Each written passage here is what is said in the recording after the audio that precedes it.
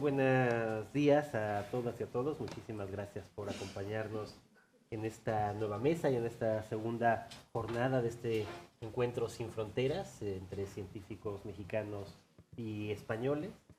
Quiero agradecerle particularmente a Casa de México, a su directora Jimena Caraza y sobre todo a Vania Rojas, que está hoy aquí con nosotros, por todo el entusiasmo y el apoyo con el que hemos podido hacer este encuentro. Y desde luego agradecerle también al equipo de la UNAM en España, a Diego Celorio, Sandrina Ortega, a todos los demás, gracias a los cuales, sin los cuales no habríamos podido llevarlo a cabo. Así que también muchísimas gracias. Pues de la neurociencia pasamos ahora a la astrofísica. Y eso revela justamente los muy distintos ámbitos de colaboración y de cooperación que existen realmente entre México y España. Y eso es lo fascinante, yo creo, de estos días, ir de un mundo a otro, precisamente de esas dos grandes fronteras a las que estamos tratando de llegar y de rebasar. Una es la del cerebro, la otra es la de ese universo en expansión constante. Así que estamos yendo de las neuronas a las galaxias en esta ocasión. Me da muchísimo gusto contar entre nosotros con los doctores Rafael Rebolo, con el doctor Francisco Sánchez Martínez y con el doctor José Franco, los primeros del Instituto de Astrofísica de Canarias, el último, pero last but not least, el querido Pepe Franco del Instituto de Astronomía de la Universidad Nacional Autónoma de México. Y estaremos conversando, sí, sobre astrofísica y tecnología entre México y España y sobre todo uno de los proyectos más espectaculares que se llevan a cabo en el mundo, en este afán por descifrar los misterios del universo, y en donde España y México tienen una colaboración particularmente estrecha e importante en el Gran Telescopio de Canarias, un proyecto del Instituto de Astrofísica de Canarias que se hace junto con el Instituto de Astronomía de la UNAM y otras instancias internacionales que también son relevantes. Y yo creo que a nadie se hubiera imaginado la coincidencia, además, de que estando en Casa de México y de que tengamos aquí al lado una exposición de Frida Kahlo, fuéramos el día de hoy también a hablar aquí en esta reunión sobre el Gran Telescopio de Canarias, también sobre Frida.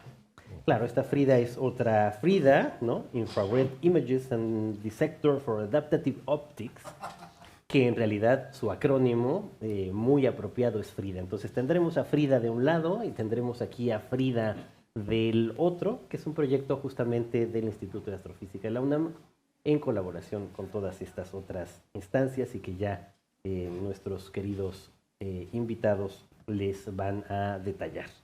Así que le voy a dar la palabra primero que nada al doctor José Franco, uno de los que han intervenido en este proyecto desde hace mucho tiempo y que además de todo también ha estado muy involucrado con nosotros en la relación entre la ciencia y la cultura que intentamos mantener en la UNAM siempre en permanente diálogo. Así que pues la primera parte de este fascinante relato sobre el Gran Telescopio de Canarias y cómo llegamos del Gran Telescopio de Canarias a Frida, le damos la palabra al doctor Franco. Muy bien, muchas gracias. Yo reitero el agradecimiento que acaba de hacer Jorge a todas las instancias que nos han traído aquí y también le doy las gracias a Jorge personalmente. ¿Esto qué es? Uy, peligro. No, vamos a pedirle mejor allá que nos ayude a pasar las transparencias y así evitamos.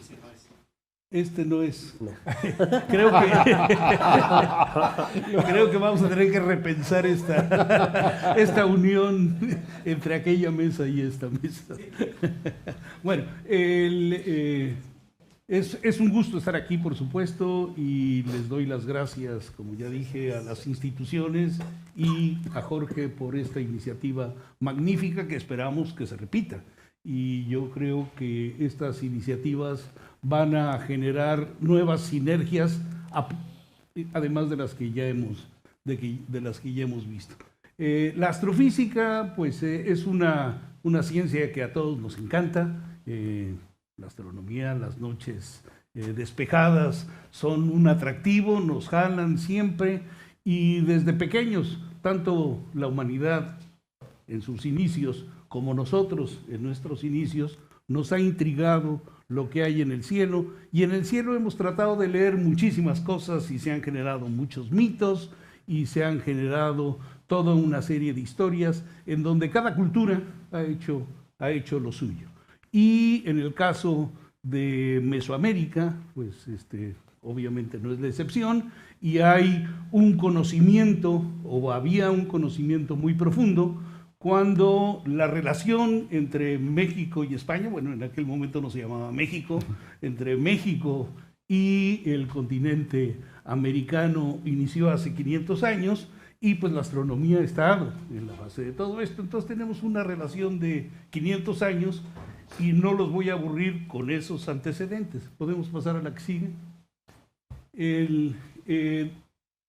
Yo creo que el primer antecedente que no está puesto aquí es un antecedente, es un estudio etnográfico del siglo XVI de Fray Bernardino de Sahagún, en donde describe en su Códice Florentino, describe pues la astronomía mexica y describe con mucha precisión el conocimiento vasto que había de las culturas originarias de América sobre el cielo, y da cuenta de las observaciones que hicieron de cometas, de las observaciones que hicieron de eclipses, y cómo podían ya en aquella época predecir eclipses tanto de sol como de luna, y los ciclos que se conocían de Venus, de Marte y muy probablemente de algunos otros planetas, pero no queda muy claro en, digamos, en esos textos, digamos, cuántos planetas pudieron haber visto a simple vista.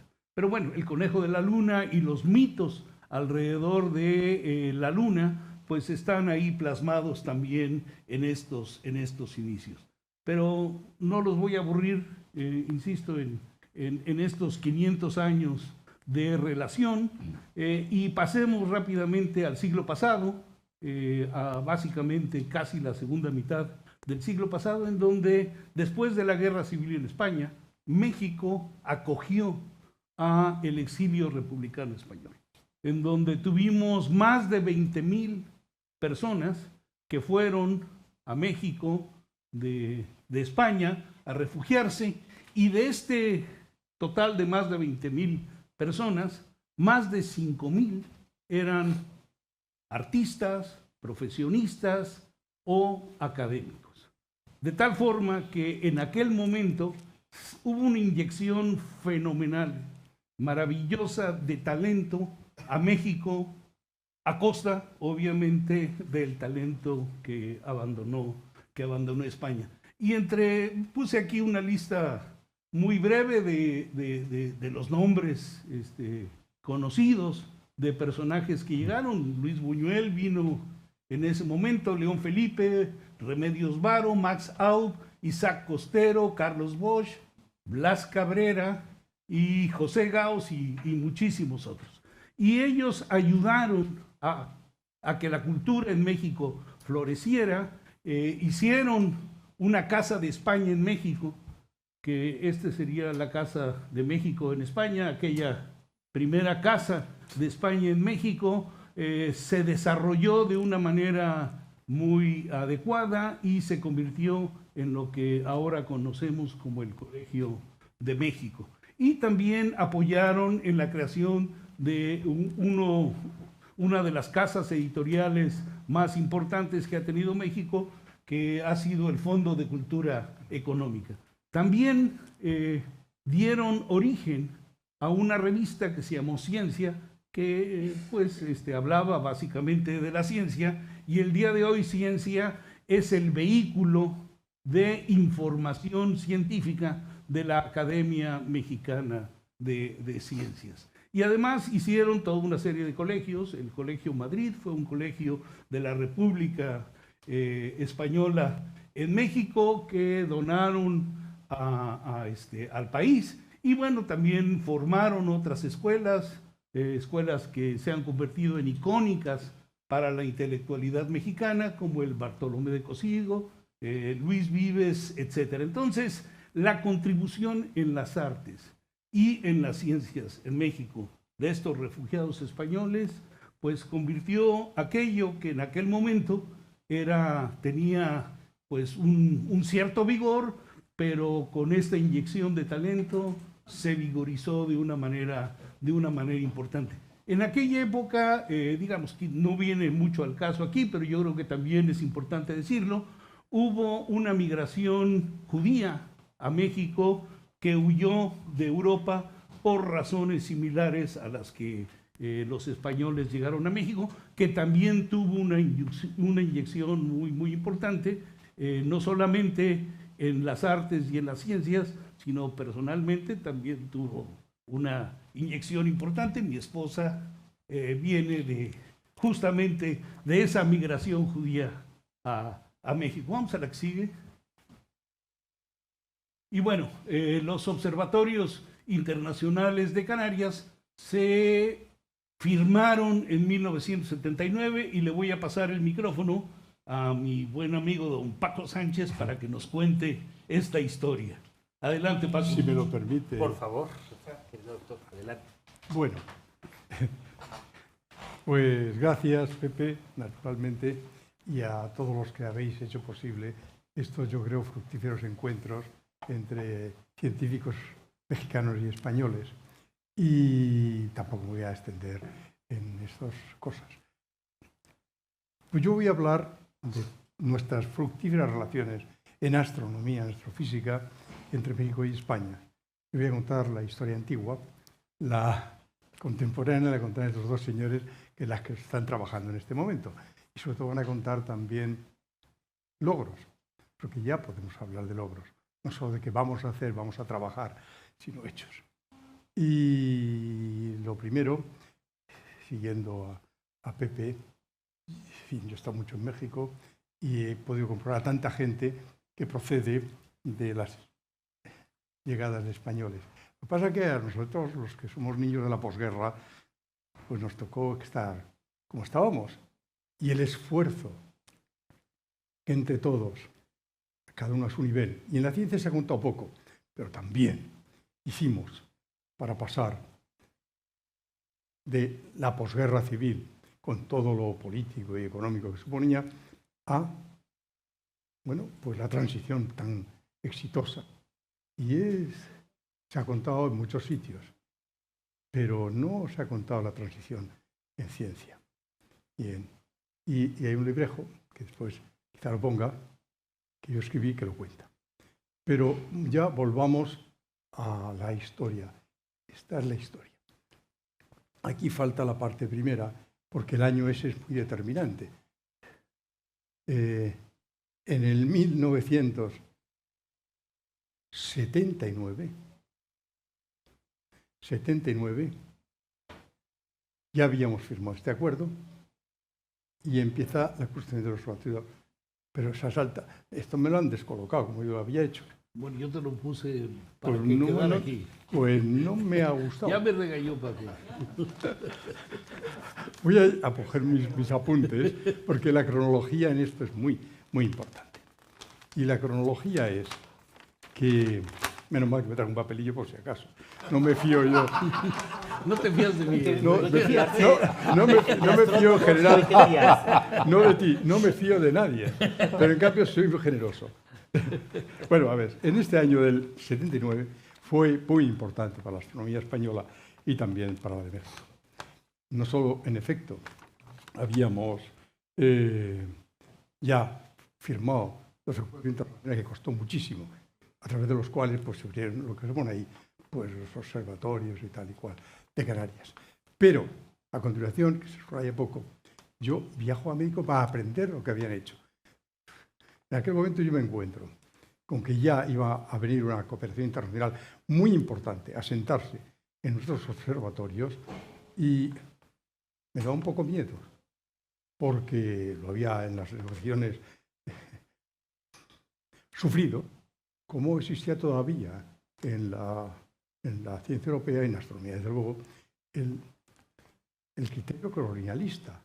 O sea, iban a a finalmente Chile para poner el observatorio europeo, y no es que, no, compraban un terreno, instalaban sus cosas y se ponían a trabajar. Conquistaban a un científico para que hubiera alguno, y todo el resto eran personal de soporte. Eran verdaderas colonias. En España pasó lo mismo. Los alemanes hicieron el observatorio de Cabo Alto porque fueron a Canarias. Parece mentira. Un momento antes de llegar yo, y estuvieron una semana, y había calima, polvo del Sáhara. Dijeron, imposible por polvo. Nos vamos a Almería. Bueno, en fin.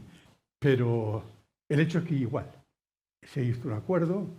Creo que era entonces el régimen de Franco, necesitaba mucha cooperación, y no sé, vendió todo aquello por naranjas o por cooperación internacional, y se hicieron. Esos ejemplos yo no quería tener. Entonces me llamó la atención mucho México, al lado de Estados Unidos. Acababan de inaugurar el telescopio, pero el nacional de 2 metros y pico, y junto a Estados Unidos.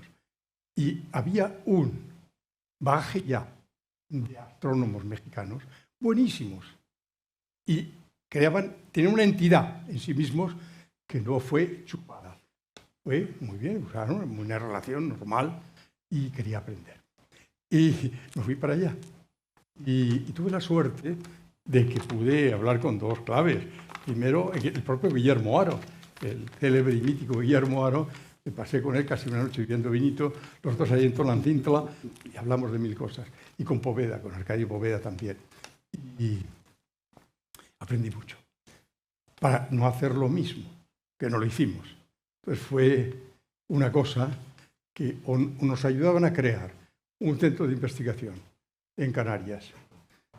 Y cooperación real, no había que hacer. Y desde luego el terreno no se compraba, era del Instituto de Astrofísica de Canarias, o sea, las bases. Nos quedamos con lo fundamental. Teníamos las comunicaciones, telecomunicaciones y comunicaciones, y todo el soporte era nuestro.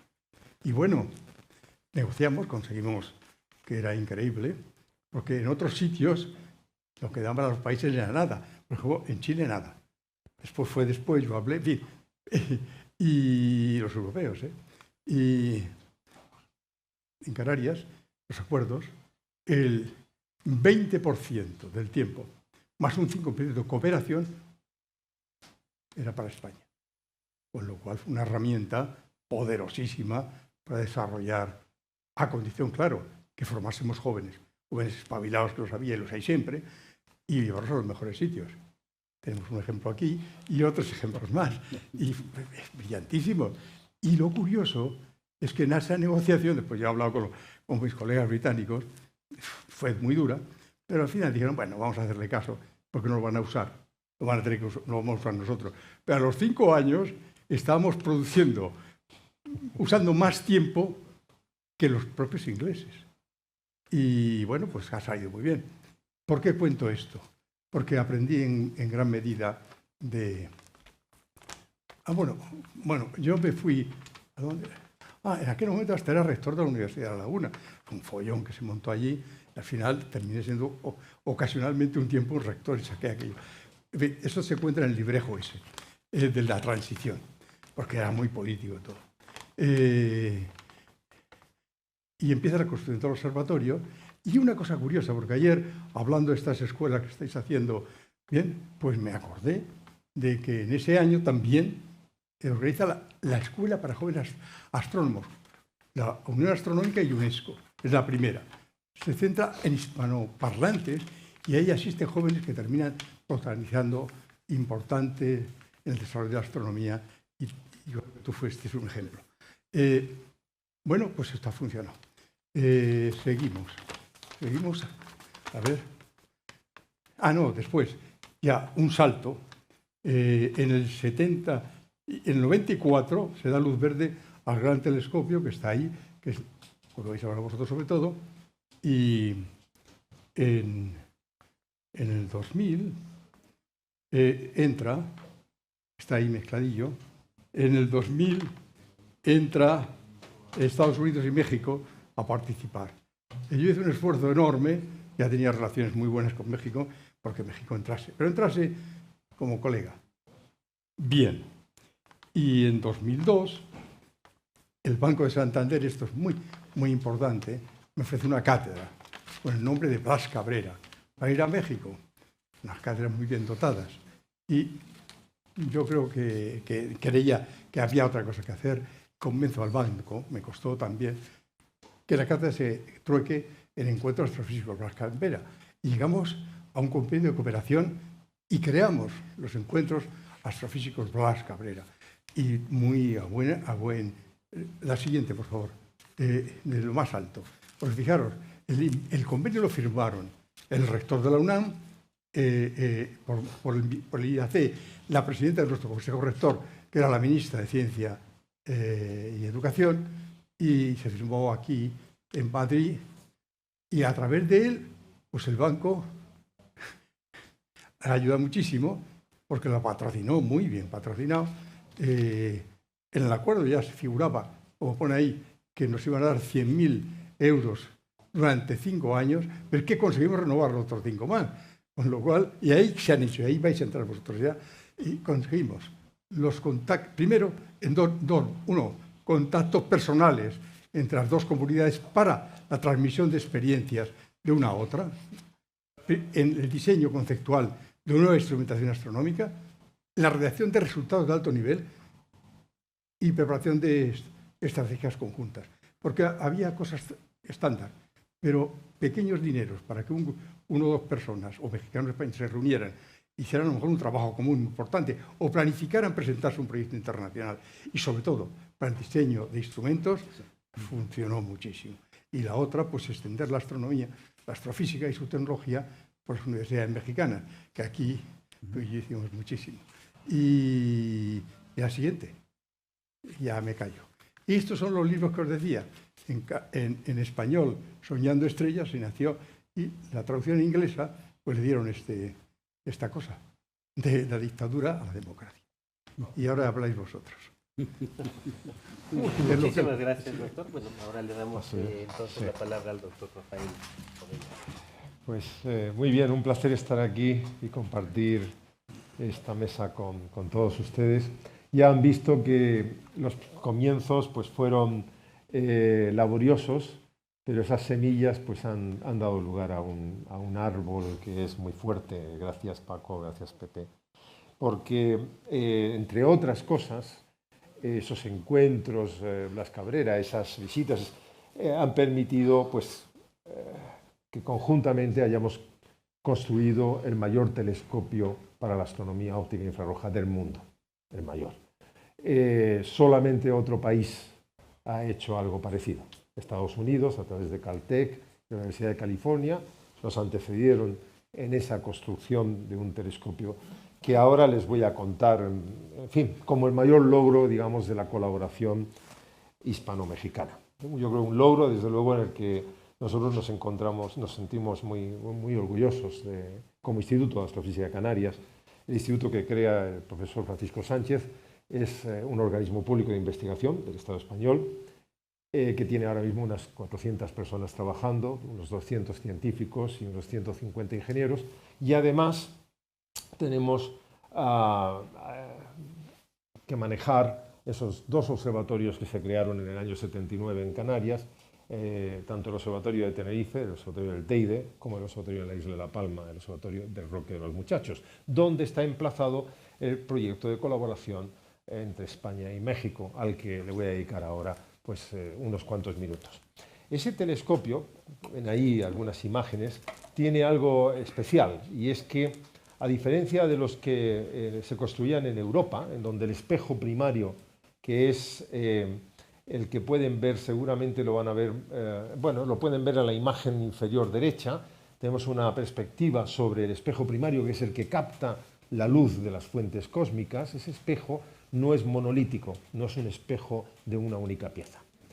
El desafío para nuestro instituto era proceder, como acababa de hacer el Instituto de Tecnología de California y la Universidad de California, en el desarrollo de un espejo que sería formado por 36 espejos que todos ellos tienen que estar en cada instante de tiempo definiendo, a pesar de la orientación y del efecto de la gravedad en las flexiones que causa, definiendo un perfil óptico perfecto para dar una imagen lo más nítida posible, que es el objetivo que tienen los telescopios, captar luz y obtener imágenes o espectros procedentes de fuentes que se tienen que observar con gran nitidez.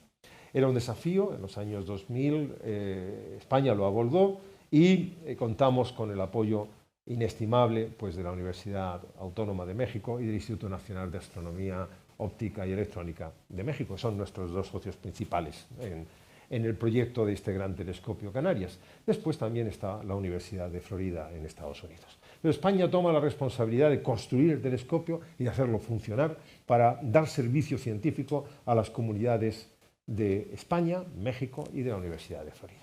Aquí tiene una imagen más cercana del interior del telescopio. En ese momento es el proyecto de mayor ciencia de España. Nunca España había abordado un proyecto científico de este nivel. Rondaba la inversión de 130 millones de euros y se crea una sociedad que se llama Gran Telescopio Canarias, que promueve el director del Instituto de Astrofísica y que sigue estando en funcionamiento, que es la responsable, con supervisión del Instituto de Astrofísica de Canarias, es responsable del funcionamiento del telescopio. Hay unas 60 personas trabajando para esta instalación. El objetivo de este telescopio es hacer astrofísica puntera, astrofísica de vanguardia. Y les voy a comentar brevemente algunos de los problemas científicos que aborda. Por ejemplo, es un telescopio que en estos 10 años de funcionamiento ha producido unos 500 trabajos publicados, más de 500, unos 10 o 15 en revistas como Nature o Science, multidisciplinares, que muestran las capacidades que nuestras comunidades han podido abordar y el tipo de descubrimientos que nos ha facilitado una instalación de este tipo. Alrededor de estrellas distintas a la nuestra sabemos que hay planetas. En los últimos 25 o 30 años se han descubierto cientos, miles de planetas. Este telescopio tiene durante parte del año la función de examinar las atmósferas de esos planetas alrededor de otras estrellas. Solo los telescopios más grandes del mundo pueden hacer ese tipo de análisis, porque cuando un planeta eclipsa a su estrella, la luz de la estrella que pasa por la atmósfera del planeta es filtrada. Nosotros captamos esa luz filtrada y podemos hacer un análisis de la composición química de planetas que hay en otras estrellas. De momento lo podemos hacer con planetas gigantes como Júpiter, del estilo de Júpiter, el tamaño de Júpiter, o incluso como Saturno. Pero todavía no tenemos la tecnología para analizar la atmósfera de planetas del tamaño de la Tierra o planetas que llamamos supertierras, que son un poco más grandes. Existe toda una gran variedad de planetas alrededor de otras estrellas. Sin embargo, este telescopio está produciendo constantemente análisis que nos muestran que en las atmósferas de estos planetas gigantes, en otras estrellas, la composición química esencialmente está dominada por dióxido de carbono, por vapor de agua, por moléculas que nos son muy familiares, metano, de forma que ya sabemos que al menos los planetas gigantes alrededor de otras estrellas tienen composiciones químicas parecidas a planetas gigantes en nuestro sistema solar. La pregunta que nos queda por resolver, y que no vamos a poder resolver seguramente con este tipo de telescopios, es si los planetas que ya sabemos que existen del tamaño de la Tierra alrededor de otras estrellas tienen una composición química similar a la Tierra. Pero las técnicas que hemos desarrollado para hacer esos análisis se van a aplicar en telescopios que ahora están en construcción, que son mucho más potentes. Europa está construyendo un telescopio de casi 40 metros de diámetro, el nuestro es de 10,4 y es el más grande. Esa potencia de observación que tendrá Europa y probablemente Estados Unidos, si consigue desarrollar también su telescopio equivalente, nos permitirá quizás abordar la composición química de planetas terrestres en las estrellas más cercanas. Esa es una línea de investigación que se ha seguido y se sigue con este telescopio. En el caso de la física de las estrellas, que es otro campo donde trabajamos de manera muy intensa, por supuesto, el desafío más intrigante es la caracterización de los agujeros negros, la caracterización de lo que pasa en el entorno de los agujeros negros. Como saben, concentran gran cantidad de materia, los que son de tamaño estelar, en radios de unos 15 kilómetros, y concentran materia que puede ser 3, 5, 10, 15, 20, 30 veces la cantidad de materia que hay en el Sol y en el Sistema Solar. Todo eso concentrado en unos 15 kilómetros provoca que el espacio-tiempo se curve de tal manera que la luz no puede emerger de esas regiones donde se ha concentrado la materia. Eso es lo que llamamos agujeros negros. Muchos de ellos tienen estrellas alrededor. Esas estrellas orbitan alrededor de algo que no vemos, pero caracterizar esas estrellas, que lo hacemos con este telescopio constantemente, nos permite ver su dinámica e inferir las propiedades del entorno del agujero negro. Y esto pues, se ha llevado decenas y decenas de estudios con este telescopio. Otro área en donde se investiga intensamente, en las comunidades de España, México, es pues aquellos fenómenos violentos que ocurren en el universo, estas explosiones de estrellas que ocurren al final de su vida, que generan una cantidad ingente de energía. En pocos segundos se emite tanta luz como estos fenómenos, tanta luz como la que emite el Sol en toda su vida. Y la vida del Sol es miles de millones de años. Imagínense la tremenda cantidad de energía que se genera en estas explosiones que llamamos supernovas, kilonovas, todo tipo de novas, fenómenos que son nuevos en el universo y que hay que reaccionar muy rápido para poder captar su evolución, porque esa evolución nos informa de la física de estos procesos de muy alta energía. Entonces, este telescopio está reconocido mundialmente porque es el que puede reaccionar, de los de gran diámetro, es el que reacciona más rápido en el mundo a estos fenómenos. Y eso es así porque hemos creado un sistema de observación singular que no tienen, por ejemplo, los telescopios que gestiona Caltech y la Universidad de California, y que son muy parecidos al nuestro en Hawái, o los que Europa tiene en Chile. Y es que un fenómeno de esas características, ya nuestros equipos de observación están preparados para, tan pronto como hay una alerta mundial de que ha ocurrido algo así, puede ser, por ejemplo, la contrapartida de la fusión de dos estrellas de neutrones que producen ondas gravitacionales que son detectadas por los laboratorios de ondas gravitacionales, y hay que identificar dónde se ha producido para entender cómo son esos mecanismos de fusión de estrellas de neutrones, que nos ayuda a entender los mecanismos de fusión de agujeros negros. Pues bien, nosotros tenemos un equipo que está permanentemente preparado para reaccionar a esto. No hay que tomar decisiones. Se sabe que si ocurre un fenómeno así, tiene prioridad, e inmediatamente el científico está a cargo del telescopio cada noche, ejerce esa prioridad sin necesidad de consultar, por ejemplo, conmigo, que soy el que tiene la autoridad de cambiar los programas en el telescopio, ¿de acuerdo? No hace falta.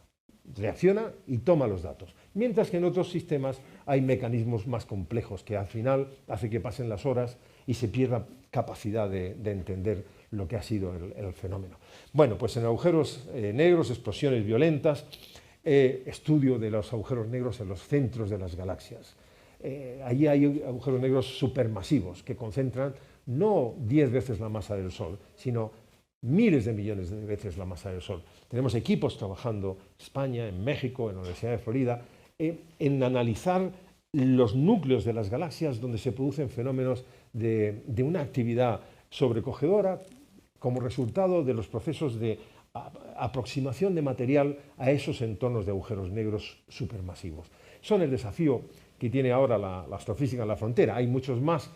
Conocer cómo se formaron las primeras galaxias en la historia del universo, conocer cómo se ha producido el enriquecimiento químico, por qué los elementos químicos existen en la Tierra o en las estrellas, de dónde proceden, qué procesos de nucleosíntesis se dan en el universo. Se han dado desde el Big Bang, desde los primeros instantes hasta nuestros días. Todo esto forma parte de ese compendio de investigaciones que se han venido realizando en 10 años de funcionamiento del telescopio, 10 años de ciencia. Tenemos un pequeño brochure que lo describe, está en internet, lo pueden ver, con algunas selecciones de resultados científicos de los muchos cientos que ya se han producido. Muy importante para la investigación es la instrumentación que se pone en un telescopio. El telescopio es el gran motor que capta luz, pero después la luz hay que analizarla, hay que procesarla, la luz de las fuentes cósmicas. Y para eso hemos desarrollado a lo largo de los años instrumentos avanzados, cada uno cubre un nicho del espectro electromagnético, unas capacidades singulares de observación de las fuentes astronómicas. OSIRIS, que ha realizado mi instituto, el Instituto de Astrofísica de Canarias, con colaboración de México, que es el primero en la izquierda. Este es el que más ha sido utilizado por las comunidades científicas de nuestro país. Es un espectrógrafo con capacidad de imagen en el visible. Tenemos una cámara infrarroja, CanariCam, que realizó la Universidad de Florida. EMIR, un espectrógrafo que analiza la luz en el dominio infrarrojo. Las fuentes del universo emiten radiación no solo en el visible, en el infrarrojo, y se complementa la información que podemos extraer de una y de otra. Por ejemplo, en Megara, un instrumento liderado por la Universidad Complutense aquí en Madrid, también ha participado muy activamente en México. Tenemos instrumentos visitantes de países que no participan en nuestro proyecto, pero que les invitamos a traer instrumentos como la Universidad de Sheffield, en el Reino Unido, que trajo HyperCam, que es un instrumento único, que es capaz de obtener imágenes a velocidades de microsegundos y que en telescopios de este tamaño no existen, que yo sepa, en otros países.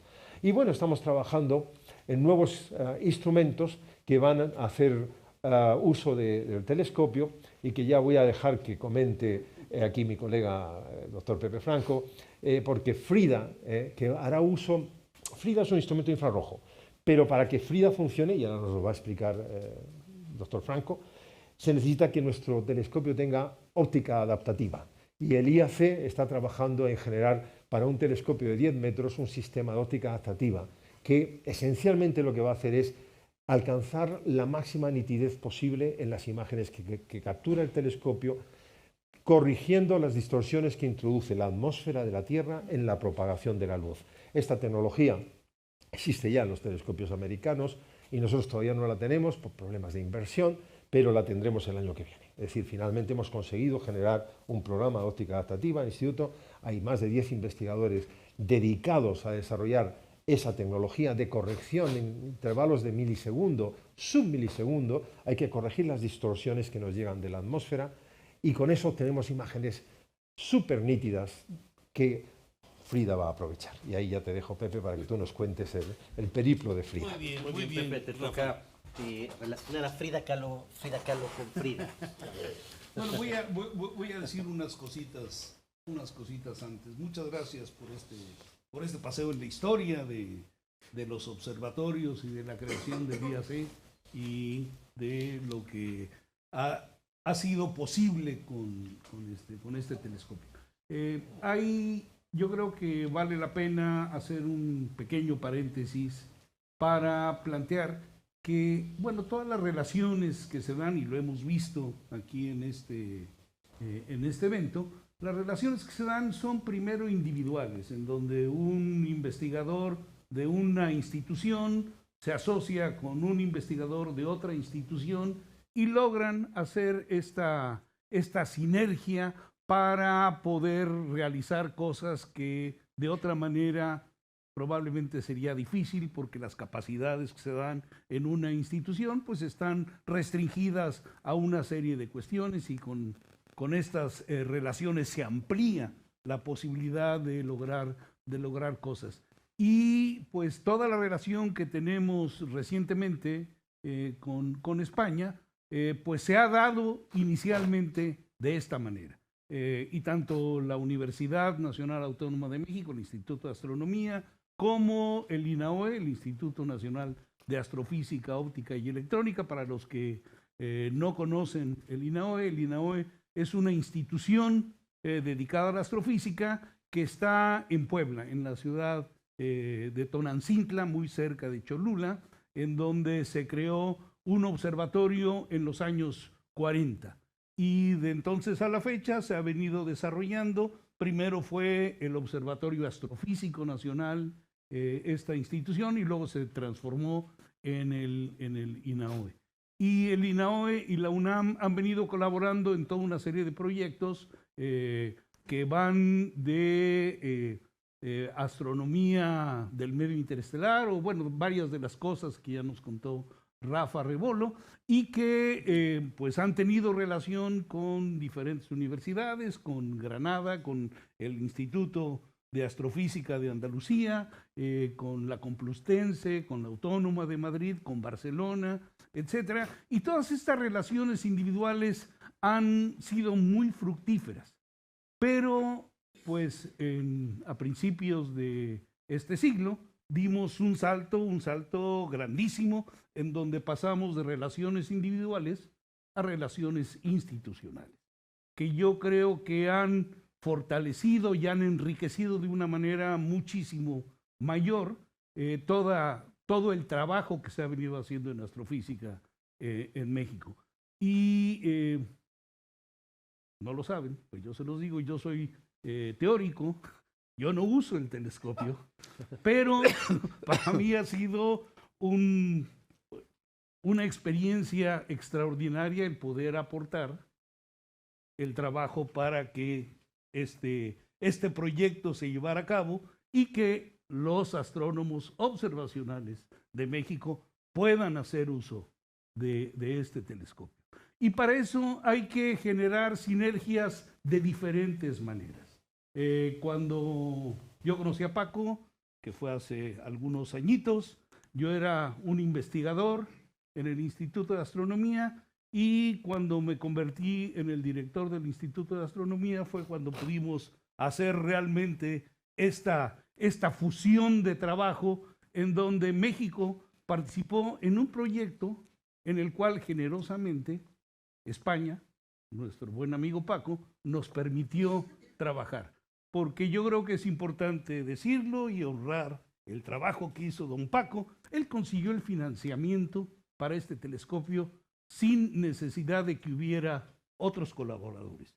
Pero le pusieron como una necesidad el tener colaboraciones internacionales. Y bueno, pues, lo puede decir mejor él que yo. No, que no se fiaban de los españoles, ni nuestros políticos. Decían, como nosotros no somos capaces, estos, que no han hecho más que un telescopio de 80 centímetros, van a hacer mentira. Entonces, o vienen de fuera para que trabajen y les ayuden, o son incapaces.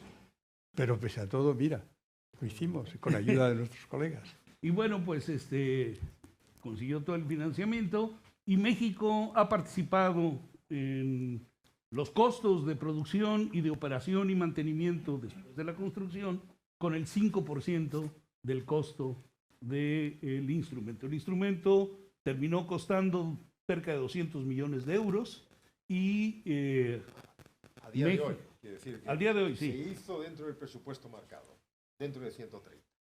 Pero han pasado 10 o 12 años y hemos seguido invirtiendo, de forma que el valor actual, todos estos instrumentos que hemos mostrado, incrementan cada uno el valor pues en 8 o 10 millones de euros. Por tanto, a día de hoy el valor de ese proyecto, si nos lo quisieran comprar los chinos, tenían que poner 200 millones de euros.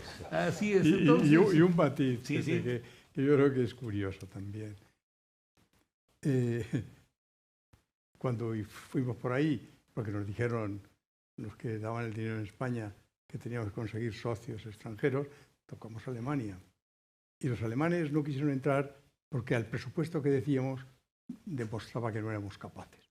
Y se aliaron con los americanos para hacer un telescopio. Bueno, en fin, se gastaron 2 veces más que con nosotros. Y yo me lo pasé pipa cuando me enviaron. Allí en Estados Unidos, con mis colegas alemanes, y digo, mira, con que el nuestro no, y estaba terminando el nuestro a precio de entonces. ¿Qué lo hicimos? O sea, se hizo tan justamente ajustado y tan honradamente bien gestionado. Pedro Álvarez, por ejemplo, sí. Bueno, es que salió en aquel momento, que no pasa con una gran obra, que sale suavemente al doble. Pues no, salió en tiempo no, pero en precio sí. Después han ido añadiendo cosas que lo enriquecen. Y sobre todo lo enriquecen la eficacia del telescopio. Pedro Álvarez fue el capataz que hizo. Como el capataz, el director del proyecto, que había empezado haciendo un telescopio de 80 centímetros y se metió en el lío, le metí en el lío de hacer uno de 10 metros. Así es, y bueno, hubo un grupo de jóvenes muy, muy talentoso que no tenían experiencia, pero que trabajaron fuerte. Hablando con el que estaba de responsable de la parte científica del telescopio durante su construcción. Le dije, oye, y bueno, ¿cómo van a ir las cosas con los instrumentos de este 10 metros? Me dice, se siente como si fuera de 100 metros. Entonces, bueno, fue un reto fuerte no solamente para el grupo en España, también fue un reto muy, muy fuerte para el grupo en México, y descubrimos muchas cosas de nuestras capacidades y nuestras limitaciones en el trabajo de este telescopio. Una de las cosas que nos dio una gran satisfacción fue cuando se lanzó una licitación internacional de parte del telescopio para construir el instrumento que iba a hacer la verificación de la óptica de este instrumento. O sea, había que tener un instrumento que pudiera verificar que esta óptica tan maravillosa que nos platicó Rafa, efectivamente tenía las características que se querían. Y el Instituto de Astronomía de la UNAM ganó la licitación. Y cuando uno se mete en una licitación internacional, que fue la primera vez que lo hicimos, pues tiene que tener uno garantías económicas para, por si aquello no se hace como se debe, pues hay que pagar una multa. Y entonces habría que tener el dinero suficiente por parte de la UNAM para garantizar que esto se iba a hacer y que se iban a pagar las multas en caso de que no se hiciera. Entonces nosotros dijimos, hombre, piece of cake. La UNAM tiene todas las instalaciones que conocemos en la Ciudad de México y en varios lugares de la República, y entonces lo que le pedimos a los abogados era que se usaran pues este tesoro que tiene la UNAM en instalaciones como garantía de lo que íbamos a hacer. Y ahí nos enteramos que no podíamos utilizarlo porque todas las propiedades de la UNAM están tasadas en $1. Un peso. Para evitar que vaya a haber malos manejos por parte de los administradores de la UNAM. Entonces, bueno, nosotros pensábamos que era facilísimo y bueno, nos tuvimos que meter en un lío un poco complicado legal para poder generar las condiciones para que el instrumento de verificación pudiera ser adscrito a México. Fue adscrito a México y pues afortunadamente empezamos a desarrollar no solamente una instrumentación que no se había hecho en México, instrumentación de gran precisión para instrumentos grandes, sino que además empezamos a hacer algo que en México no se ha hecho, y es tener una relación con los grupos de ingeniería y los grupos industriales que son quienes pueden realizar obras grandes. Entonces ahí tienen una fotografía en donde se ve pues las dimensiones que tiene este instrumento, que fue utilizado una sola vez.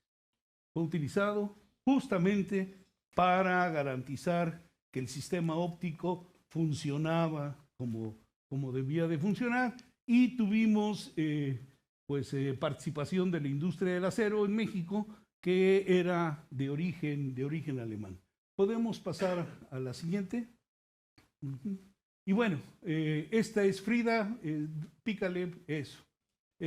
Frida es este instrumento que va a hacer uso del haz corregido por la turbulencia atmosférica. Como todo mundo se puede imaginar, la atmósfera pues tiene diferentes capas, y cada capa tiene una temperatura diferente, tiene velocidades diferentes, y todas estas diferencias en velocidad y en temperatura de las capas atmosféricas generan turbulencia, lo cual hace que la luz que viene de cualquier objeto externo pues siga una trayectoria que no es lineal, sino una trayectoria de alguna manera errática, y esto ustedes lo han visto en las estrellas. Este tintineo que ven de las estrellas es producto justamente de la turbulencia atmosférica. Los planetas nos dicen, hombre, esos no esos no centellean, y no centellean porque son de unas dimensiones suficientemente grandes, los tamaños aparentes de los planetas, de tal forma que ese tamaño pues hace que estas trayectorias erráticas de la luz no afecten la visión de los objetos cercanos, pero de los objetos lejanos así lo hacen. Y para poder corregir por la turbulencia, tenemos que saber en cada momento cómo está la onda que llega del espacio. La onda que llega de la luz del espacio es una onda plana, y esa onda plana, conforme va atravesando la atmósfera, como hay diferentes temperaturas en diferentes lados de la atmósfera, esto hace que la velocidad de la luz sea ligeramente diferente en cada zona. Y esta onda, que originalmente era una onda plana, empieza a arrugarse conforme va entrando a la atmósfera, y cuando llega a la superficie del telescopio, pues llega toda arrugada. Y lo que hay que hacer es nosotros, el instrumento, por ejemplo, en el espejo secundario del telescopio, que es un espejo pequeño, ligero y delgado, hay que arrugarlo al revés de cómo está arrugada la onda. Y esto hay que estarlo haciendo muchas veces cada minuto para poder contrarrestar las distorsiones que produce la atmósfera y generar, como bien nos dijo Rafa, una imagen lo más cercana a una imagen perfecta, una imagen que no tenga estos problemas. Entonces, el sistema de óptica adaptativa, que no es otra cosa más que lo que les acabo de describir, un sistema que corrige el haz de luz que llega, y este sistema pues tiene que ser utilizado por un instrumento que tenga las capacidades adecuadas para poder producir las imágenes adecuadas y poder producir también los espectros adecuados. Y FRIDA está pensado y desarrollado justamente para trabajar en el límite de difracción en imagen y en espectroscopía. Y es un trabajo de colaboración entre pues muchas instituciones, el Astrofísico de Canarias, la Complutense, la Universidad de Florida, y también un centro de ingeniería en México que se llama CIDESI, y por supuesto el Instituto de Astronomía, que es quien está dirigiendo el desarrollo del trabajo de este instrumento. El instrumento está básicamente terminado, hay algunos detalles que requieren hacerse. Hace falta un poco de financiamiento todavía para terminarlo, así es que si hay bolsillos aquí que puedan sacar algo de lana, pues lo vamos a apreciar.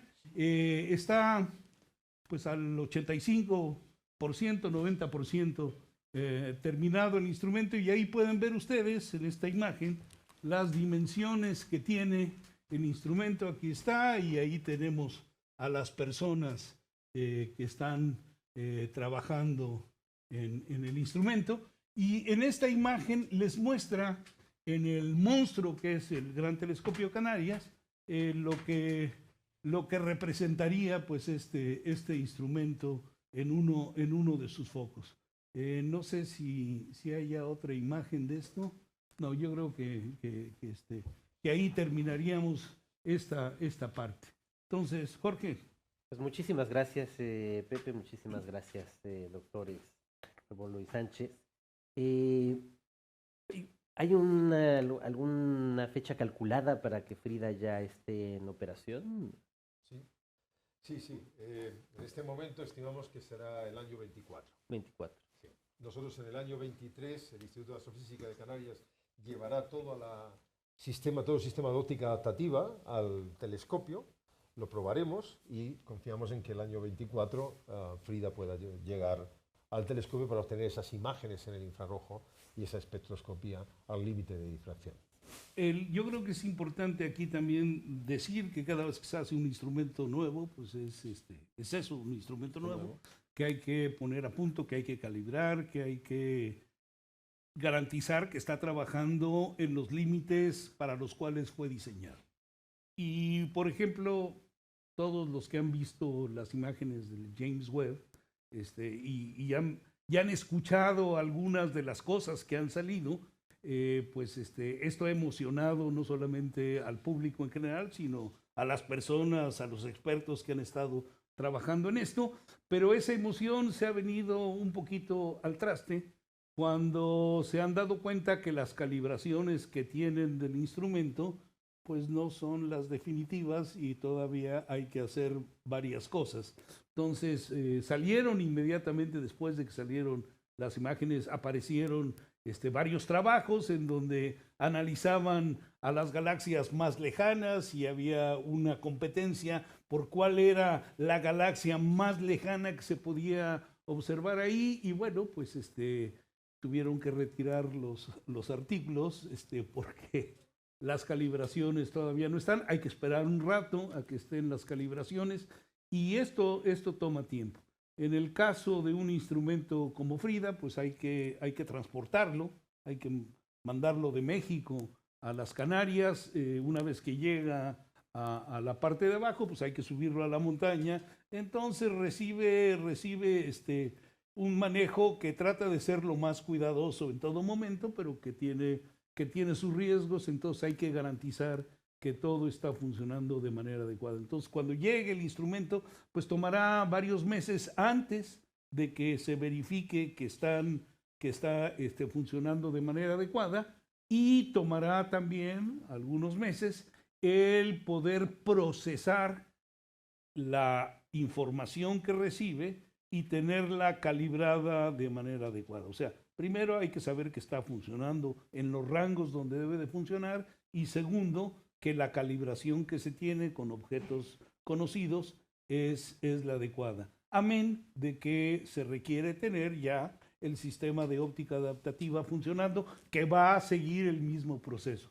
Entonces podría pensarse que, bueno, de aquí al 2024, pues todavía falta mucho tiempo, no, ya es a la vuelta de la esquina para los tiempos en los cuales esto se ha desarrollado. De hecho, Frida empezó a desarrollarse en uno de estos encuentros Blas Cabrera, que fue financiado de manera generosa por el Banco Santander. Se hicieron las reuniones pues iniciales para definir cuáles eran, digamos, los proyectos científicos que había que atender con un instrumento de estas características y definir, una vez que se tiene cuál es la ciencia que se quiere trabajar, entonces definir cuáles serían las restricciones técnicas que debía de tener el instrumento.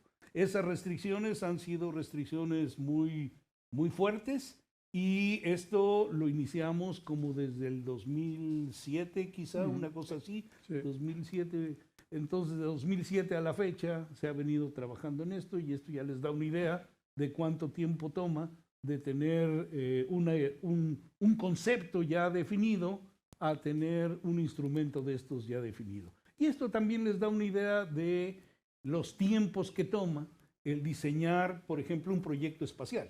El James Webb, que costó bastante más que estos 200 millones, costó como 10,000 millones de dólares, pues se vino desarrollando en 2 décadas, o sea, tomaron 20 años en desarrollarse justamente por todo lo que implica esto. Entonces, hacer, se los dice un teórico, hacer física teórica, astrofísica teórica es muy fácil, se puede hacer con lápiz y papel, pero poner las ideas que uno tiene en contraste con la realidad toma muchísimo tiempo y muchísimo dinero.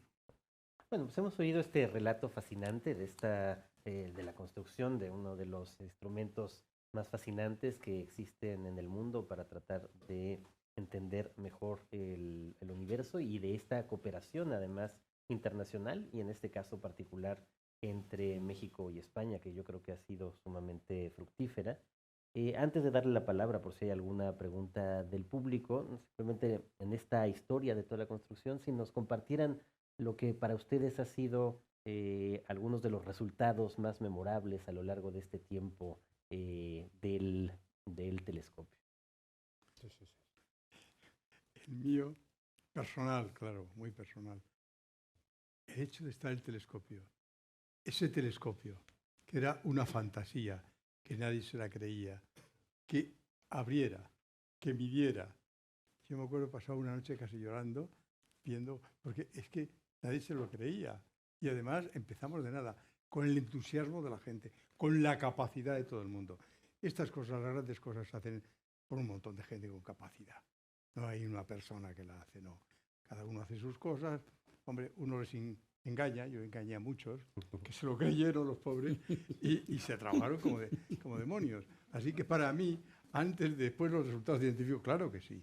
Pero sobre todo el hecho en sí, de que aquella máquina increíble, que nadie creía, ni fuera dentro de este país, que éramos capaces de hacerla, estaba funcionando muy bien y ha funcionado muy bien.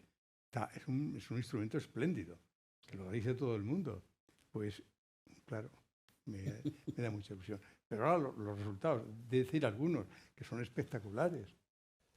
Sí, bueno, puedo citar alguno, alguien se enfadará conmigo. ¿Por qué no citas todos? A mí me parece especialmente interesante algunas imágenes que ha obtenido el telescopio. Son hasta que la NASA ha enviado el James Webb al espacio, han sido las imágenes más profundas que se habían logrado del universo para distinguir los halos que hay alrededor de las galaxias primitivas y sacar información de cómo esas galaxias se estaban formando. Entonces estas imágenes se han obtenido pues, por grupos en mi instituto y me parece que es uno de los resultados. Desde luego, al ser las más profundas, pues durante un tiempo era la información esencial que se tenía sobre esto, que ahora va a ser superada por los logros del James Webb en cuanto resuelvan sus problemas de calibración. Ha obtenido espectros, por ejemplo, pues, en fin, voy a hablar de mi investigación. Claro. Descubrimos un planeta gigante que podíamos separar la luz de la estrella, esto es bastante raro. Analizamos espectroscópicamente con nuestro telescopio, pudimos examinar la composición química de ese planeta y bueno, pues nos ha llenado de orgullo ver que una de las primeras observaciones que ha hecho el James Webb ha sido precisamente hacer espectroscopía de este planeta que habíamos descubierto que bueno, pues ahora pues tiene extendida la información sobre su composición química al rango infrarrojo medio y lejano, y estamos analizando qué es lo que ha observado, que complementa lo que nosotros habíamos hecho hace 9 años, que fue cuando lo descubrimos, más o menos. Y bueno, pues es muy interesante ahora ver que tu objeto ha sido uno de los primeros que el gran telescopio del espacio ha decidido examinar para hacer una aportación nueva. Hay otros objetos también muy interesantes que se han hecho, por ejemplo, los estudios que comentaba de estrellas que están muy cerca de agujeros negros, toda la fenomenología, los cambios que sufren esas estrellas, que están siendo tragadas progresivamente por el agujero negro, su material está siendo absorbido. Entonces se aprecian fenómenos que el telescopio ha registrado, ha publicado fenómenos que no se habían detectado anteriormente en este tipo de sistemas y que son una referencia obligada en el campo de la investigación de agujeros negros estelares. Y así podríamos citar algunos cuantos más. Bueno, como les dije, yo soy teórico, entonces yo no he trabajado directamente en las observaciones, pero hay muchísimos trabajos de colaboración entre México y España, pues asociados, por ejemplo, a la actividad de los centros de las galaxias, que tiene que ver con esto que nos acaba de decir Rafael. Hay varios grupos en diferentes universidades aquí en España y en México trabajando en la fenomenología asociada a la actividad de los centros, de los núcleos de galaxias. Y de hecho pues las galaxias son sistemas abiertos, interaccionan unas con otras, algunas veces interaccionan gravitacionalmente de lejos, pero en otras colisionan y se funden. Y de hecho nuestra galaxia es un caso en donde el canibalismo galáctico se ha dado y se va a seguir dando, porque nuestra galaxia se ha comido a un buen número de galaxias pequeñas, y esto ha generado perturbaciones en el disco de nuestra galaxia. Entonces hay estudios sobre estas perturbaciones y bueno, pues uno puede seguir en varias direcciones con todo esto. Pero yo creo que, al igual que Paco, para mí pues ha sido la satisfacción, no de sentir que le tomamos el pelo a alguien, sino que se hicieron las cosas muy, muy bien, y sobre todo de conocer y colaborar con gentes de la calidad de mis dos amigos que están aquí, que nos hemos vuelto pues cómplices de muchas cosas, ¿no? Estupendo. ¿Alguna pregunta? Tenemos unos últimos minutos. Ante todo, bueno, felicitaros, digamos, a los electrónicos por el trabajo conseguido. Bueno, ante todo, pues felicitaros por los resultados conseguidos y evidentemente por bueno, haber llevado a cabo pues digamos todo este equipamiento, ¿no? Porque a veces pues puede parecer que hacer ciencia es una cosa que no es propia de estos lares y que los que nos dedicamos a estos temas somos una especie de bichos raros y que, bueno, en fin. Pero yo es que me ha llamado la atención, bueno, yo soy mineralogista, entonces todo el tema porque aquí han salido algunas palabritas. Claro, yo cuando veo por aquí la palabra, yo no sé exactamente el contexto en el que han salido las palabritas, pero ahí estaban las palabras difracción y espectroscopía. Claro, entonces, bueno, habéis comentado que esto puede servir, digamos, para uno de los objetivos que estáis obteniendo, pues es la composición de determinados sistemas, la composición química, ¿no? Supongo que esto por espectroscopía, ¿no? Sí. Vale, bueno. Entonces, la pregunta que me estaba haciendo, digo, es que ¿se puede llegar a identificar fases minerales Sí, sí, en asteroides en particular. Por ejemplo, parte del tiempo del telescopio se utiliza en el análisis de asteroides del sistema solar y los expertos en mineralogía asteroidal pues hablan efectivamente de silicatos, hablan de compuestos en base de carbono, hacen modelos que reproducen la observación espectroscópica de estos objetos. Entonces, luego hay también hay un esfuerzo en detectar componentes, pues no sé, casiterita, silicatos, etcétera, en las atmósferas de planetas alrededor de otras estrellas. Esto es mucho más complicado que el estudio de los asteroides en el sistema solar. Pero, desde luego, el siguiente salto es hacer este tipo de análisis en esos planetas y, finalmente, en el medio interestelar, donde sabemos que hay una gran parte del material acaba formando parte de estos granos, llamamos granos de polvo, en definitiva son partículas que aglomeran silicatos y otros materiales, silicio, oxígeno, calcio y oxígeno, acaban formando partículas en el medio interestelar y las investigamos con el telescopio también, incluso en otras galaxias. Sí. No, porque esto sabía que por imagen satelital ya se puede sacar a partir de infrarrojo y demás, pues la composición de, bueno, pues yo qué sé, pues de Marte o lo que sea, ¿no?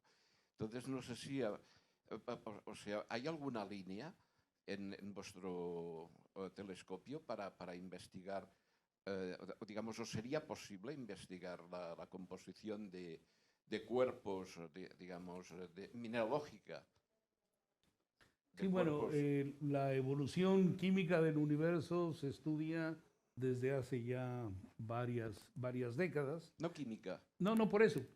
Esta se estudia desde hace varias décadas y no solamente se tiene conocimiento de cuáles son las proporciones de cada uno de los elementos químicos en diferentes lados del universo, sino, como bien dijo Rafael, sabemos que hay sólidos en el medio interestelar distribuidos por toda la galaxia, y la composición de estos objetos sólidos es una composición similar a la de las partículas de polvo aquí en la Tierra. Entonces hay silicatos, hay prácticamente todo tipo de silicatos. Los fullerenos han sido descubiertos en el medio interestelar desde hace tiempo. Entonces, pues a veces en partículas pequeñas es muy difícil saber cuánto de este mineral y cuánto de este mineral puede haber en las partículas. Lo que sí sabemos es que la mitad, más o menos la mitad, de los elementos químicos más pesados que el litio está en forma de granos de polvo distribuidos en el universo. Lo cual, pues, es un paso grande sin que sepas exactamente de cuáles son estos minerales específicos que puedan estar formando cada una de esas partículas. Porque hay también la parte composicional, pero hay también la parte estructural, porque el mismo compuesto puede tener diferentes polimorfos que os explicaría diferentes condiciones de formación. Y como ha salido el tema de la difracción, yo por eso lo decía, el tema de rayos X, digamos, claro, ¿se puede captar rayos X emitidos? Es que no lo sé, yo soy aquí la atmósfera te absorbe. Desde la Tierra no, desde la superficie terrestre no. Pero en satélites sí. Hay satélites que observan en rayos gamma, en rayos X, en ultravioleta, en infrarrojo, pero desde la Tierra tienes la limitante de la atmósfera que no solamente produce turbulencia, sino que absorbe. Bien. Muchísimas gracias.